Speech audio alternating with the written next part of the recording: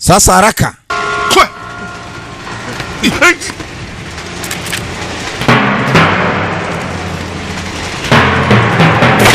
Kumbe bwana uso raia alikuwa ni nyang'au, alimchezea triki wakammaliza bwana kibonge Captain Ese. Wanashangaa mkuu wao amepigwa risasi.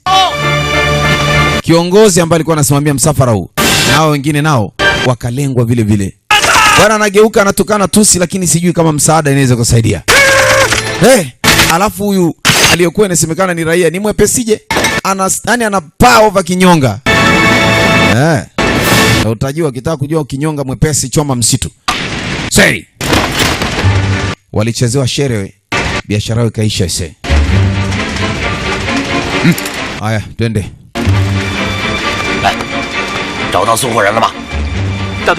Umeshapata mahali mzigo huko? Asema bado, labda ile cargo namba 9 wote wamedanja. Nafikiri kwamba ni msako endelee kila rumu. Maana rumu namba 5 walichagua kwa ajili ya kuhifadhi watu na sehemu ambayo inaonekana ni empty scores, na ule mzigo wa pleti hauwezi kuhifadhiwa sehemu abiria wapo. Kwa hiyo sasa tutengeneze timu mbili. Timu moja ihangaike na mambo ya mizigo, alafu na timu moja isearch. Yaani timu moja ihangaike na hawa abiria, timu moja ifanye msako. Sasa ambia kuna shida. Lakini mapolisi wa Kijapani hawajaisha. Nani hapa yuko chiefs huu? Lala chini wewe. Babaya hapo. Wamechelewa. Na ni kweli waliambiwa mtajuta. Mwamba kadansi chap. Mama waizi hawa hawakujuaga kama kuna mtu yuko hapa ambaye ni mgeni. Jamaa karuka upande wa pili akafungua mlango, akajificha. Wao hawajui kabisa kama kuna mtu anapitishwa kupelekwa sehemu fulani labda. Wao wamekuja kuiba kama kuiba tu. Lakini hawakujua pombe zinamwagika hizo. Haya. Miamba anaingia misili kama komando mzeni. Waizi lakini wako vizuri je.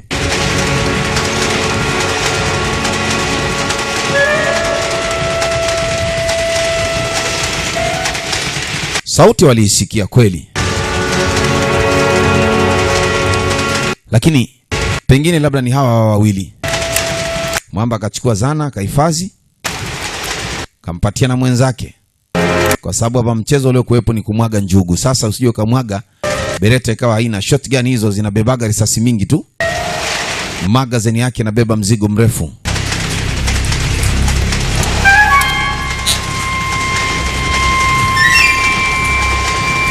Hapa kulikuwa kuna counter fulani, kwa hiyo inaonekana hii ni sehemu kama VIP hivi. Kwa hiyo chini kibao watu walikuwa wanakula wanalamba alcohol hapa. Jamaa jaribu kuangaza angaza, anaona mara mlango unafunguka wenyewe. Akagundua nasikia nje inapitika. Sasa wanataka wapite, wakaingia. Yaani wakiingia wanamwaga mzigo jikoni hapa. Lakini hakuna kitu, treni inazidi kutembea. Mara mmoja akakutana mzee na likitu huko, kashuka mtu. Piga risasi mingi, ashangaa yupo. Piga huko, kuna mtu ana koti jeusi. Mtu KL 6 katupwa huko. Jomba na pingu mzee. Anajikuta mtu kavaa. Mwagwa kule. Sasa akahama. Funga mlango na hiyo bisibisi. Kahama sekta. Kafunga na huku. Ili bogi likawa lake peke yake. Wale wengine kawaacha jikoni kule.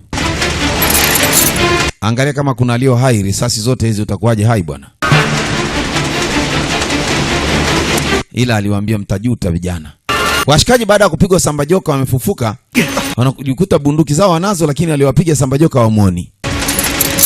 Mwamba akakumbuka kwamba funguo itakuwa hawakosi, kwa sababu funguo za pingu kama unakumbuka huwa zinaingiliana mara nyingi sana. Na hii system Marekani hamna tena. Imeshabadilishwa, imebaki Tanzania. Tanzania ukiwa na funguo mmoja wa pingu unafungua kila pingu. Mambo haya ni tofauti. Kwa hiyo na maana pingu aliofunga ukimfunga mtu wako pingu, mtu mwingine anaweza kumfungua tu bila shida. Ndio maana hadi migambo ana pingu. Sheria ya pingu ni nzito, lakini unamkuta mtu ana pingu na anayo tu. Wacha we. Nchi yangu niacheni nayo. Mwamba anavunja mlango, anamtafuta huyu bwana Makoti. Sterling yuko wapi? Sterling Makoti huyu. Mr. Captain Morgan. Kasukumiwa meza, hawajauliza mzee, wakapiga mara, mtu kashikwa mguu, kasafirishwa.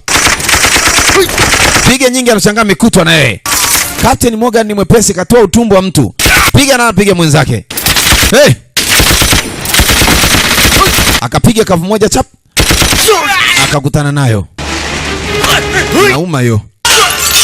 Ehe. Akarudishwa.